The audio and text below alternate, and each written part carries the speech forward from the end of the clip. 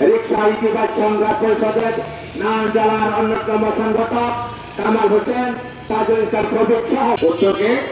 আজকে নারায়ণগঞ্জে বিআরটির চেয়ারম্যানের বরাবর স্মারকলিপির প্রাক্কালে আজকে এই প্রেস ক্লাবের সামনে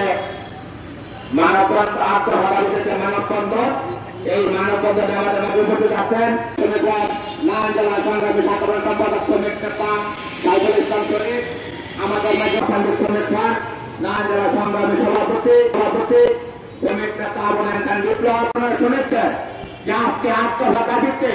আমরা সারা দেশব্যাপী আমাদেরকে কর্মসূচি পালন করছি। যে আপনারা জানেন যে আমাদের দেশে যে 50 লক্ষ ইউটিউবার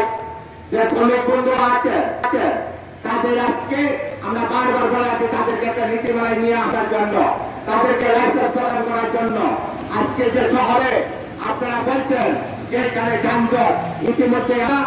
রিক্সা যুবক সংঘ পরিষদের এবং শ্রমিক ফ্রন্টের যে সভাপতি নারায়ণগঞ্জে কেন যানজট সৃষ্টি হয় সংগ্রামী বন্ধুগণ,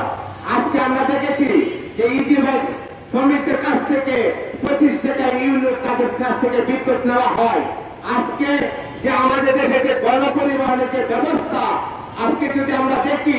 যে আজকে প্রত্যেকটা জায়গায় প্রত্যেকটা অলিগলিতে যখন প্রাথমিকভাবে মানুষ অসুস্থ হয় তাকে যদি প্রথম কোনো যানবাহন তাকে হাসপাতালে নিয়ে যায় তাহলে ইতিবাই সংগ্রামী বন্ধুগণ এমন একটা পরিবেশের মধ্যে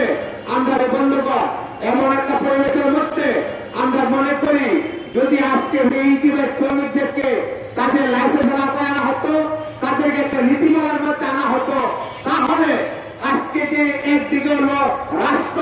সরকার এইখান থেকে যে ট্যাক্স তার যে আর্থিক মুনাফা এটা একদিকে পেত এবং অন্যদিকে এটা যদি একটা নীতিমালা থাকতো, নীতিমালা প্রণয়ন করা যেত